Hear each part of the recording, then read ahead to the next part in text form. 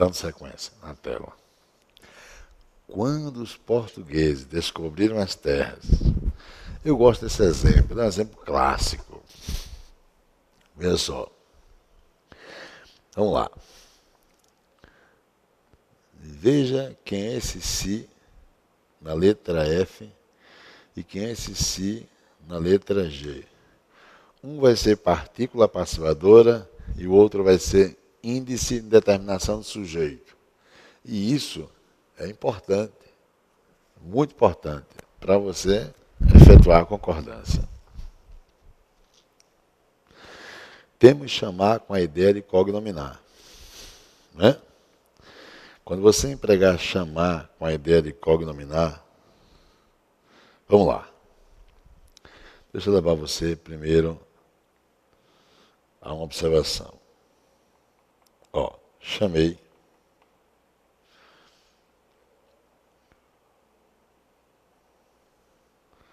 o ato de irreverência, ou de loucura, ou de anarquia, ou de golpe. Golpe militar. Pronto. Chamei o ato de golpe militar. E chamei ao ato de golpe militar.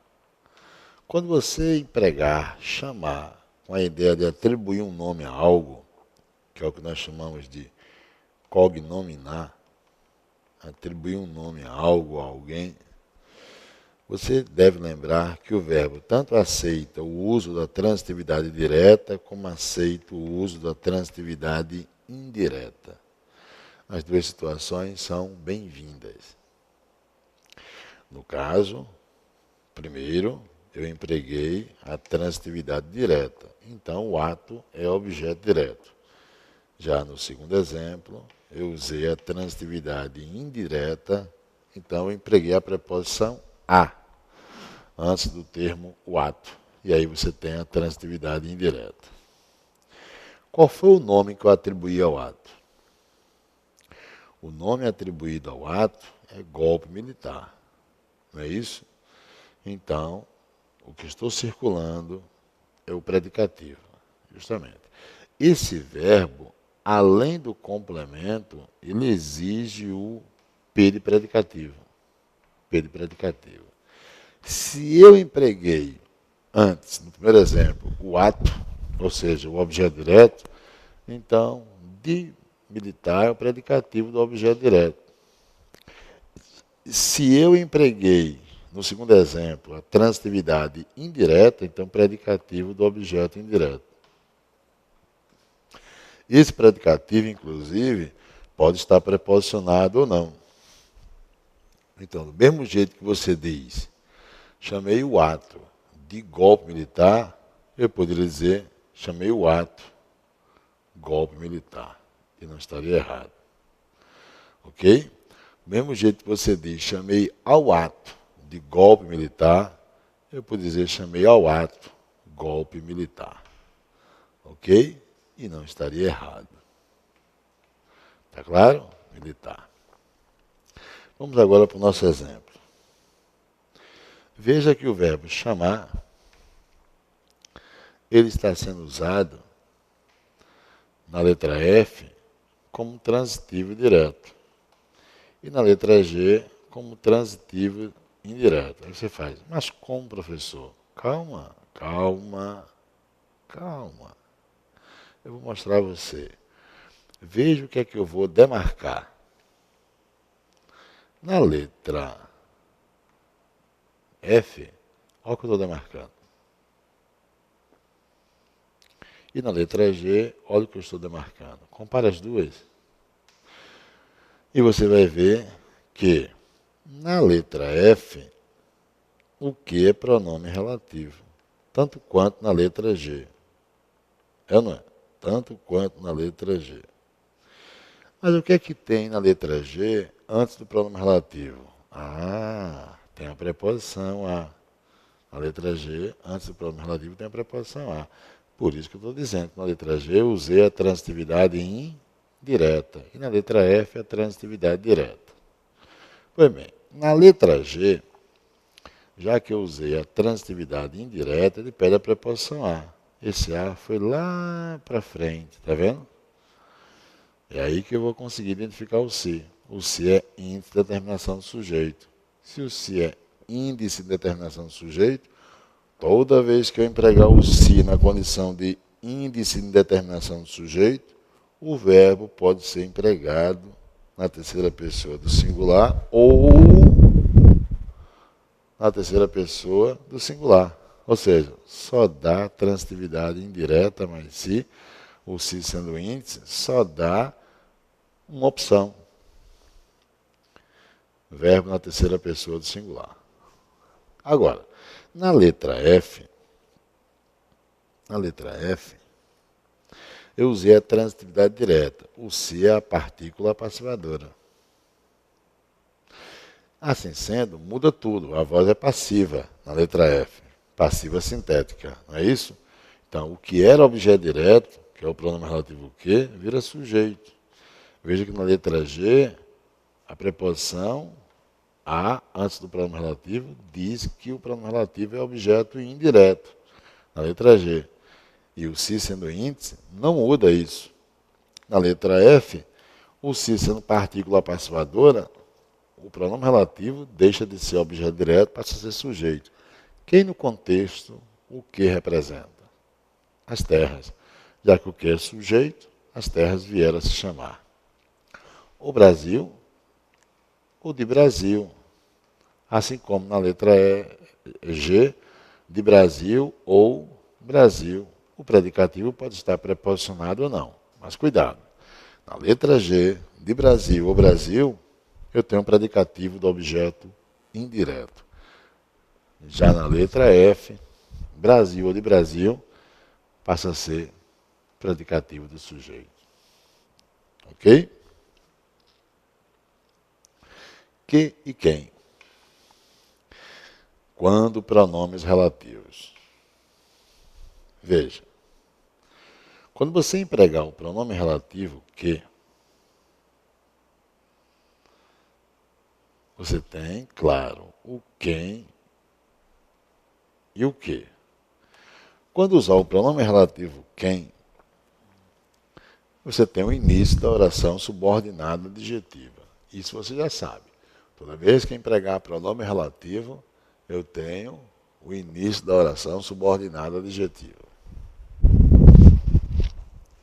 Se o pronome relativo que ou quem, tanto um quanto o outro, estiver exercendo a função de sujeito, ao usar quem, ou o verbo concorda com o próprio pronome relativo, foram eles quem publicou o resultado, ou o verbo concorda com a ideia que o quem, olhando lá para dentro, com a ideia que o quem representa. Foram eles quem publicaram o resultado. Quer dizer, veja o que eu vou montar com você. Eu tenho que observar que, ao empregar publicou, eu tenho a concordância verbal lógica com a palavra quem. Ao empregar publicaram, eu tenho a concordância verbal ideológica. Ou seja, o verbo concorda com a ideia que o quem representa. Ao usar o pronome relativo que, na letra B, tão somente que, mas é pronome relativo. Então comecei aqui a oração subordinada adjetiva. E a primeira é a OP. Entenda que cada oração tem a sua autonomia. Então a oração principal foram eles. Quem é o sujeito? Eles. E o verbo concordou com o seu sujeito. Na segunda oração, que é a subordinada adjetiva, quem é o sujeito? É que. Mas que não tem significado próprio. O livro que li, que é o livro. A criança que encontrei chorando, que é a criança. Na letra B, que representa eles. Então, eu olho para o que, só enxergo eles. É aí que eu vou fazer a concordância ideológica. Vou estourar a bola, pá! E a concordância vai ser com a ideia que o que representa. Lá dentro, o que guarda a palavra eles. E aí você tem a concordância verbal ideológica. Foram eles que publicaram. Publicaram é a concordância verbal ideológica. Cuidado para não cair nisso aqui, ó. Permita-me.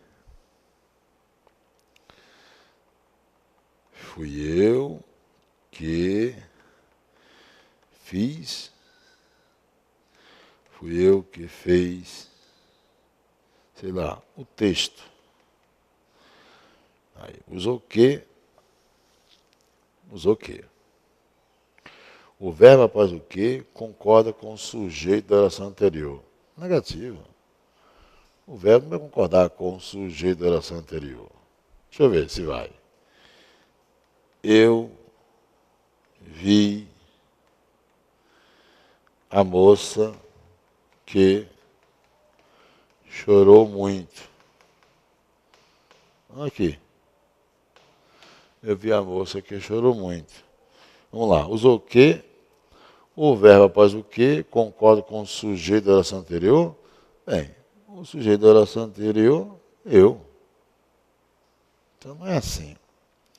Quando você separa as orações, usou o que? É o início da oração subordinada adjetiva. O verbo que tem a oração subordinada adjetiva concorda com a ideia que o que representa quando o que for sujeito, que é o caso. Então vou buscar lá dentro quem o que representa. Que representa a palavra eu. Então vou buscar lá dentro a palavra eu. Concordância verbal ideológica. Chorar vai buscar a ideia que o que representa. Que lá dentro guarda o termo a moça. Que a proposta do plano relativo não é pegar o termo anterior. Então, eu vi a moça que chorou muito. Tá? Oitavo, sujeito constituído por elementos gradativos. Verbo na terceira pessoa, ou do singular, ou verbo no plural. Todavia, se houver quebra da gradação, verbo no plural. Vê só, letra A. Dia, mês, ano, década, estou subindo. Ó. Dia, estou subindo. Mês, estou subindo. Ano, estou subindo. Década. Eu tenho um sujeito composto. Os elementos constituem uma gradação crescente. Ou eu concordo com todos os núcleos e emprego levam, correto, ou eu concordo com a ideia de gradação, é concordância ideológica. A gradação de dia, mês, ano, década nos leva, também correto. Mas cuidado, ao empregar leva, é isso que eu quero mostrar a você. Ao empregar leva, eu não estou concordando com o mais próximo, que é década. Porque a regra geral diz, para concordar com o mais próximo, com o sujeito composto anteposto ao verbo, os núcleos terão que ser sinônimos. Não é o caso. Está claro? Na B de bola. A B de bola, para mim, justifica o que eu acabei de dizer, que a concordância não é com o mais próximo. E quando eu coloco tudo no plural e deixo leva no singular, o que acontece? Se fosse com o mais próximo, está no plural, décadas. Percebeu? Então a concordância é com a ideia de gradação. A gradação de dias, meses, anos, décadas nos leva. Agora, meu patrão, se eu quebrar a gradação, olha o que eu fiz na letra C. Dias, anos, décadas, estou subindo. Meses, opa, eu não posso mais usar essa concordância ideológica, que é com a ideia de gradação. Só dá concordância lógica, só dá plural. Então, o que é que vai acontecer? Na letra B, eu não quebrei gradação. Ó. Dias, meses, anos, décadas. Do jeito que eu usei leva, eu poderia usar concordância lógica, levam. Ambas corretas. Do jeito que eu fiz na letra A. Agora, na letra C, por ter existido quebra de gradação, quem morre é a concordância ideológica.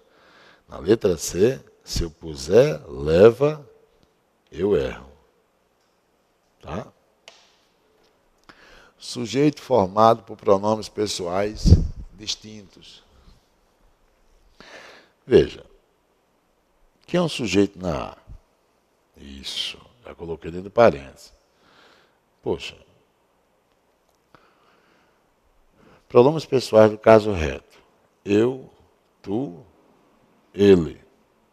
E vem um plural, né?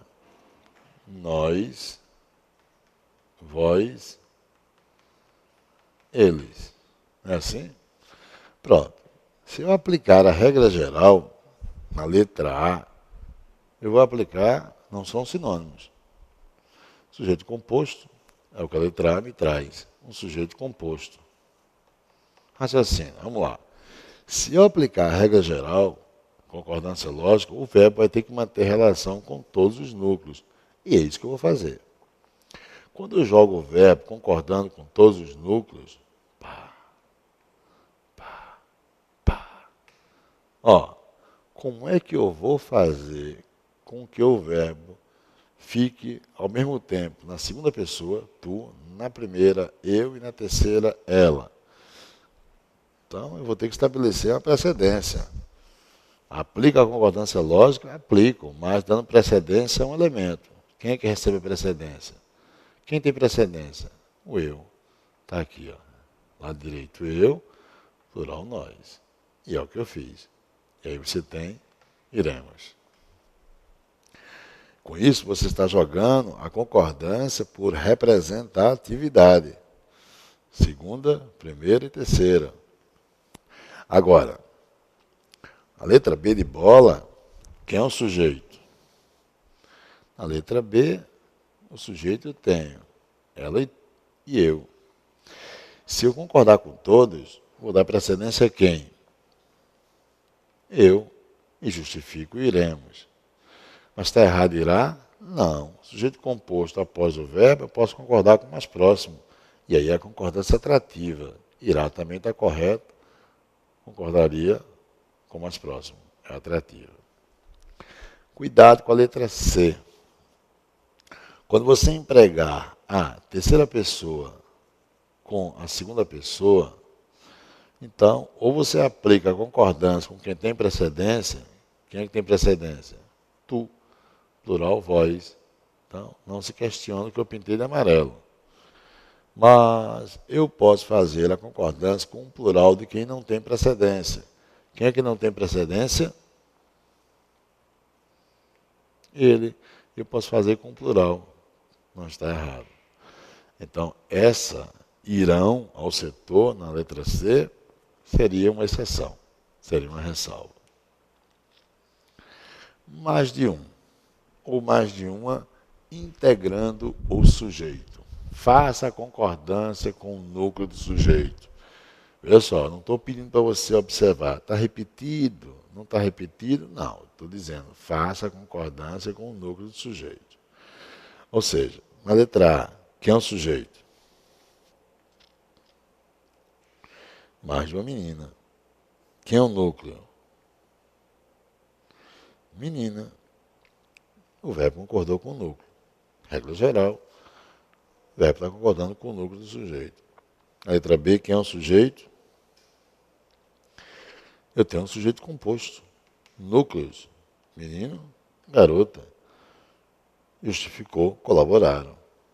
E não porque mais de um está repetido. Ok? Olha a letra C. Morreu ou morreram?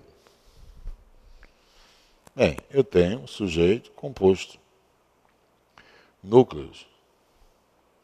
Se eu concordar com o mais próximo, já que o sujeito composto está após o verbo, posso concordar com o mais próximo. E você tem, morreu, correto. Se eu concordar com todos os núcleos, você tem, morreram, ambos corretos. Cuidado com a letra C. Por quê? Aliás, com a letra D. Porque eu joguei de propósito uma regra se sobrepondo à outra. Quem é o sujeito? Esse é o sujeito, que eu grifei na cor verde. Cuidado. O núcleo quem é? Grupo. Mas é coletivo. Qual é a regra?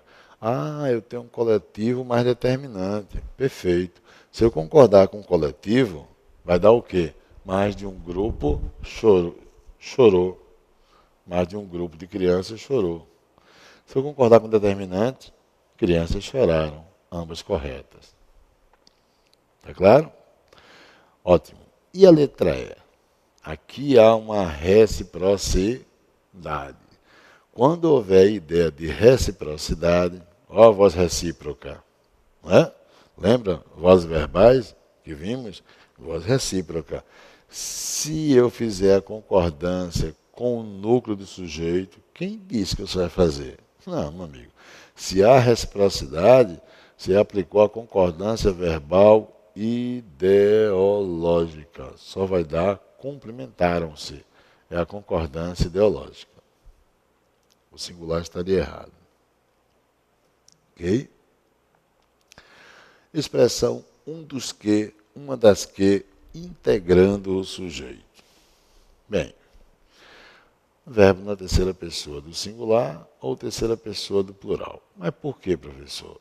Veja, põe na cabeça que na expressão um dos que, uma das que, o que é pronome relativo. Põe isso na cabeça, pronome relativo. Se você puser isso na cabeça, você vai separar antes do pronome relativo e vai resolver o problema. Quer ver se não vai? Deixa eu te mostrar. Separei. Ela foi uma das que, imagine dentro de um contexto maior, quanto as criminosas que foram capturadas, ela foi uma o quê? Ela foi uma criminosa das criminosas que, ou o pronome relativo vai pegar o termo no plural, que gritaram, ou ela foi uma criminosa das que gritou. Ok? Então, sempre um dos que, uma das que, vai me levar à possibilidade de usar singular ou plural, porque antes do pronome relativo que, entre uma e dos ou das, vai ter um verbo, um substantivo, um referente no singular. E entre das e que, ou dos e que, estaria um termo no plural. Porque uma e as, no exemplo, são adjuntos adnominais, vão deixar o referente, ora no singular, ora no plural. Flávia é uma pessoa das pessoas que, tá vendo? Viu o que eu fiz? Dentro do contexto, eu ia ver quem estaria subentendido entre uma e das, e entre das e que. Mas tenha certeza que ora estaria no singular uma pessoa das pessoas que confia ou confiam. Verbo ser. Olha, o verbo ser tem suas particularidades. Quando o verbo ser indicar tempo, usar para indicar hora, indicar tempo decorrido, põe na cabeça que a oração é sem sujeito. Ponto número 1. Oração sem sujeito. Agora, o que seria 1 hora, 6 horas, 3 horas? Bem, eu teria adjuntos adverbiais de tempo. Adjuntos adverbiais de tempo. O núcleo, em verdade, é a palavra hora. E o verbo está concordando com ele. É 1 hora, são 6 horas, devem ser 3 horas. Ok? Eu sei que é comum se dizer, verbo concorda com o número de horas. Bem, não é bem com o número de horas. É com o núcleo do adjunto adverbial.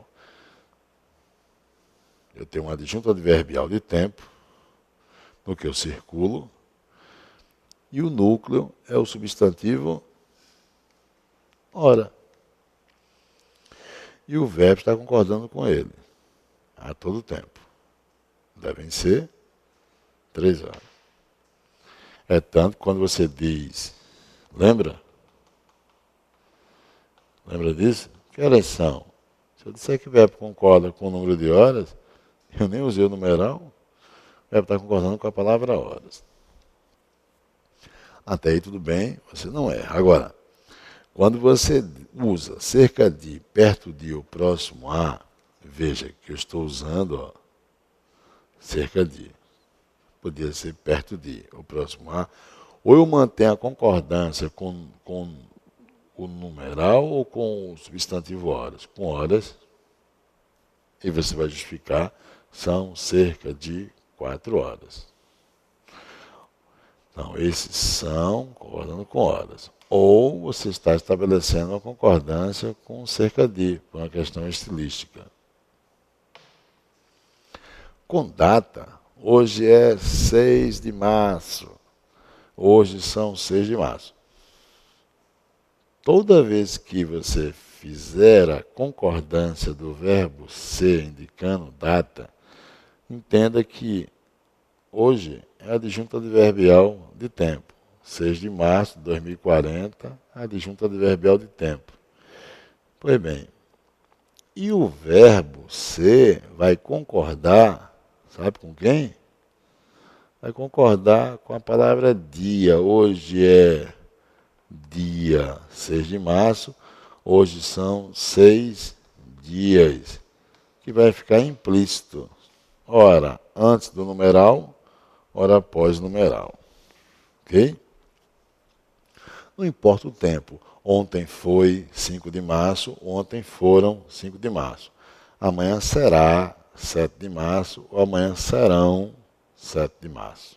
Tá? Agora, eu tenho substantivo comum e eu tenho substantivo próprio, o verbo ser vai buscar o substantivo próprio. Ou eu tenho substantivo comum e pronome pessoal do caso reto, o verbo vai buscar a concordância com o pessoal do caso reto. Quer dizer que sempre quem perde é o comum. Veja o que aconteceu na letra F. Alegria somos nós. Alegria é um substantivo comum. E nós, pessoal do caso reto. Quem perdeu? Alegria. Então, alegria somos nós. Na letra G, pronome pessoal do caso reto, a esquerda e a direita. A concordância é com quem tem precedência. Na verticalidade, um eu precede uma terceira pessoa, porque o eu é a primeira. A concordância vai ser com a palavra eu. Na letra H, mantém a concordância com a precedência. Ele não sou eu. Na letra I, ele é ele. O verbo é concordar com o da esquerda. Ele é que é o sujeito. Então, ele é sujeito, o que está antes do verbo, e o ele, após o verbo, é o predicativo do sujeito. O verbo é de ligação.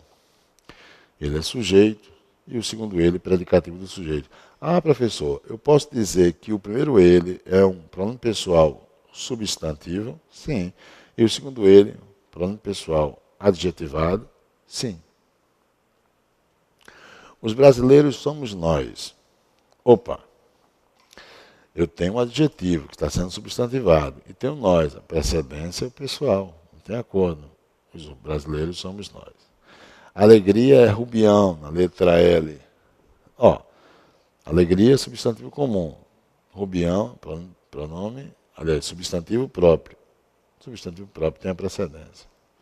Agora, quando você não tem nem substantivo próprio, que é a letra K, nem pronome pessoal do caso reto, nem pronome pessoal do caso reto, aí, meu amigo, tanto faz dizer tudo é flores, como tudo são flores. Ambas corretas. Ok?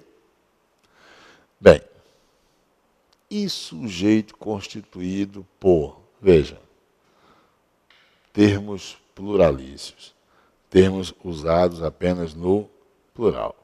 Bem, a partir daí, na próxima aula. Até lá, meu amigo.